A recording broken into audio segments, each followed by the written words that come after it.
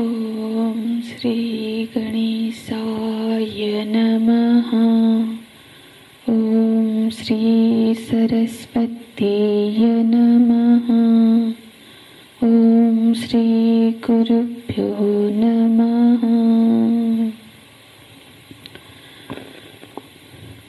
कर्मण्येवाधिकारस्ते मा फलेषु कदाचन मा कर्मफलहेतुर्भुः मा ते संगस्त्वकर्मणि योगस्थः कुरु कर्माणि संगं त्यक्त्वा धनञ्जय सिद्ध्यसिद्ध्यो समो भूत्वा समत्वं योग उच्यते। समत्वं योग उच्यते। योग बुद्धि का प्रसंग चल रहा है। इसमें भगवान मनुष्य योनि की विशेषताएं बताते हैं। यह है कि इस मनुष्य में कर्म करने की स्वतंत्रता है, लेकिन प्रकृति के अनुसार उस कर्म का जो भी फल होगा ये नियत है।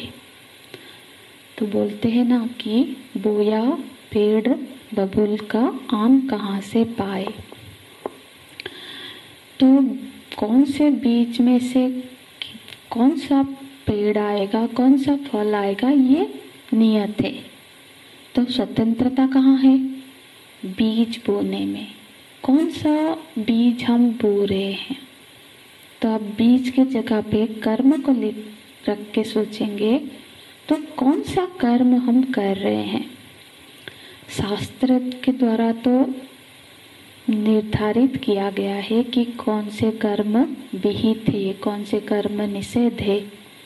तो हमारी स्वतंत्रता है कि हम विहित कर्म करें या निषिद्ध कर्म करें। एक बार कर्म हो गया तो फिर उस कर्म का जो भी फल होगा उसको हमको लेना ही पड़ेगा।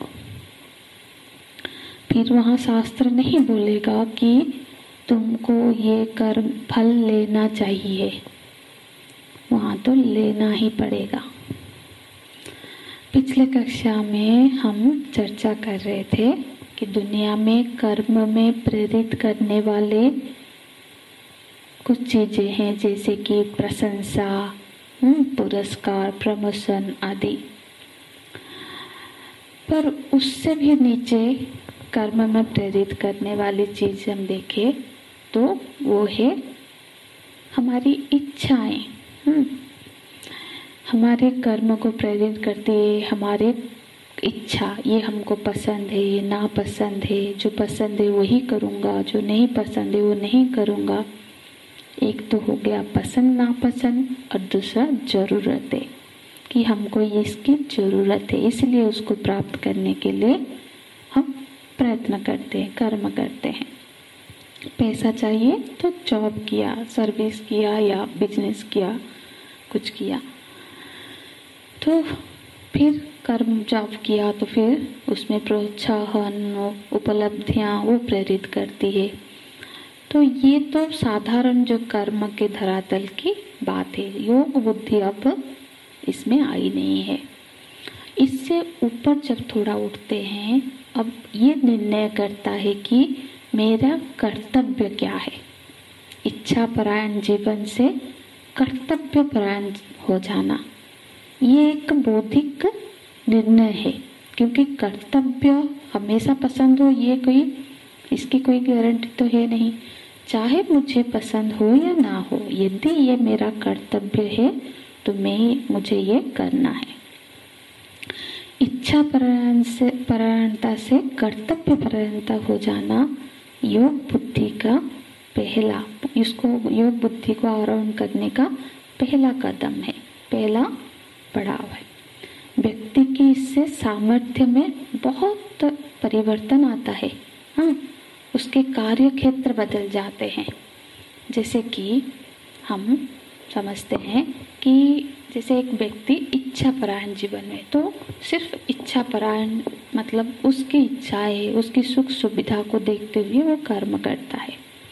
इच्छा कितनी होगी कि एक अच्छी सी नौकरी मिल जाए या बिजनेस चलने लग जाए, मतलब जीविका कुछ ठीक ठाक हो जाए, घर एक बन जाए, एक गाड़ी हो जाए, कुछ सेविंग्स हो जाए, परिवार जो मेरे परिजन हैं उनकी ज़रूरतें पूरी होती रहे, बस फिर क्या, तो मैं खुश हो जाऊंगा। तब उसका कार्य का जो दायरा है वो कितना सीमित हो गया है ना, और उसके कार्य करने की क्षेत्र भी बिल्कुल लिमिटेड। ऑफिस गया, घर आया, घर में बच्चों के साथ बैठा, बस उतने ही लोगों में, उतने ही चीज़ों में उसकी जीवन समेट के है। लेकिन जब व्यक्ति कर्तव्य परायणता की ओर जाएगा तो फिर उसका सीमा का विस्तार कितना होगा, कितना व्याप्त हो जाएगा। देखिए, क्योंकि मैं एक पुत्र हूँ तो पुत्र होने के नाते मेरे पिता माता के प्रति मेरे ये कर्तव्य है, उसको करना है। फिर मैं किसी परिवार का सदस्य हूँ तो उस नाते मेरे कुछ परिवार के प्रति कर्तव्य है। फिर मैं समाज से बिलोंग करता हूँ तो समाज के प्रति मेरे कुछ कर्तव्य है। और उससे भी आगे जाए तो क्योंकि मैं एक देश का नागरिक हूँ तो एक देश के प्रति, इस देश के प्रति मेरे कर्तव्य है। इतना ही नहीं, मैं क्योंकि मेरा शरीर पंच महाभूतिक है तो पंच महाभूत के प्रति भी मेरा कर्तव्य है। तो हमारा क्षेत्र बहुत, और हमारे जीवन में बहुत सारे व्यक्तियों का ऋण है जिन्होंने हमको बनाया है, जिसने ज्ञान दिया है, जिसने पाला है। बहुत सारे लोग हैं जो हमको इमोशनल सपोर्ट दिया है, फ्रेंड्स है, तो उन सबका ऋण भी चुकाना मेरा दायित्व है। तो फिर कर्तव्य का दायरा कितना बड़ा हो जाएगा, है ना। और कर्तव्य परायणता और उसके आगे चले जाए तो फिर उसके कर्तव्य परायणता से आगे है जब उसके साथ भक्ति जुड़ जाती है, भगवत प्रेम जुड़ जाता है। कर्तव्य परायणता आगे चल के ईश्वर परायणता की ओर चली जाए। हालांकि कर्तव्य परायणता और ईश्वर परायणता ये अलग अलग चीजें नहीं है। पहले तो करना है कि मेरे कर्तव्य क्या है उसका पालन हो, फिर उन कर्तव्य की पूर्ति की योजना बनाए। क्योंकि क्योंकि ये मेरे भगवान को पसंद है, क्योंकि मेरे ऐसे कर्म करने से मेरे प्रभु प्रसन्न होंगे। ये भगवत आराधना है, ये भगवत परायणता है। भगवान कभी नहीं चाहते कि कोई अकर्मा होके बैठे, कोई ऋणी होके रहे, सबका ऋण पड़ा रहे उसके ऊपर। हाँ, भगवान ने पहले ही 2 चीजों का निषेध कर दिया। क्या बोले? कर्मण्यवाधिकारस्ते मां फलेषु कदाचन और मां कर्म फल हेतुर्भूर। कर्म को हेतु नहीं बनाना है। ते संगस्तु अकर्मणि। तो भगवान ने पहले ही 2 चीजों का निषेध कर दिया है कि एक तो मां कर्म फल हेतुर्भूर,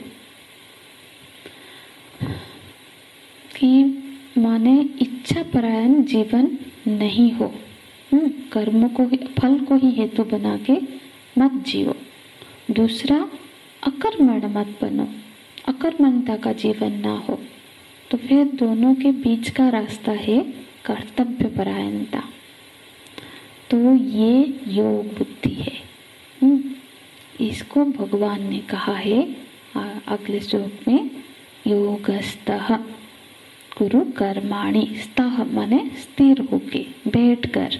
कहाँ पर? योग में। योग में स्थिर होके कर्म करो, माने आप अपने व्यक्तित्व को सेवक बना करके। मैं कौन हूँ? तो उत्तर होगा तस्य दासोस्मि। रामायण में आपको याद होगा, हनुमान जी से जब रावण ने पूछा कि तुम्हारा पहचान क्या है, तो हनुमान जी ने क्या बताया? तासु दूत में, यही योगस्थ है। तासु दूत में, मैं उनका दूत हूँ, मेरी यही पहचान है। फिर तो कर्म का इतना विस्तार हो जाता है। हमारे जितने भी महापुरुष हुए हैं, उनके कर्म का प्रेरणा का सूत्र क्या था? कोई प्रमोशन, कोई प्रोत्साहन, कोई पुरस्कार नहीं। देखो, भगवान शंकराचार्य जी सिर्फ 32 साल की आयु में कितना कुछ करे, तो उनका प्रेरक क्या था? भगवत प्रीति ही प्रेरणा, ईश्वर परायणता, भगवान की पसंद हमारी पसंद बन जाए। योगस्थ कुरु कर्माणि संगम त्यक्त्वा धनंजय। सिद्धा सिद्धो समभूत्वा समत्तम योगोच्यते। फिर उसका जो भी परिणाम हो उसमें सम हो जाना, जो भी परिणाम है। जैसे कोई परिणाम में चाहे अच्छा हो या बुरा हो, उससे वो विचलित नहीं करता है फिर, क्योंकि वो अपने कर्तव्य में ही इतना ईमानदार रहता है कि वो कर्तव्य परायणता है, उसी में वो सुख रहता है अपने कर्तव्य के पालन करते हुए। तो उससे फल क्या मिला, क्या मिलेगा, उसकी उसको चिंता नहीं करता है। फिर बोलते हैं समत्वम योग उच्यते। ये योग की पराकाष्ठा है, जहाँ पर चित्त परिस्थिति के प्रति और फल के प्रति चिंतित नहीं रहता, वो अपने प्रभु के प्रति समर्पित है। भगवान भाष्यकार बोलते हैं केवलम ईश्वरार्थ, ईश्वरार्थ, केवल ईश्वर के प्रीति के लिए, ईश्वर के लिए कर्म करे। हाँ, तत्रापि ईश्वरो में तुष्यन्तु इति, कि इससे वो मुझ पर पसंद हो गए, ये भावना भी नहीं, ये आशा भी नहीं, ये आशा भी छोड़कर। तो इस स्थिति में पहुंच जाना ही योग बुद्धि है। तो ये योग बुद्धि की पहचान हुई इन दोनों श्लोकों में। आगे के श्लोक में हम आगे देखेंगे सोमवार को। हरि ओम तत्सत्। ओम पूर्णमदः पूर्णमिदं पूर्णात् पूर्णमुदच्यते पूर्णस्य पूर्णमादाय पूर्णमेवावशिष्यते। ओम शांति शांति शांतिः। हरि ओम। श्री गुरुभ्यो नमः। हरि ओम।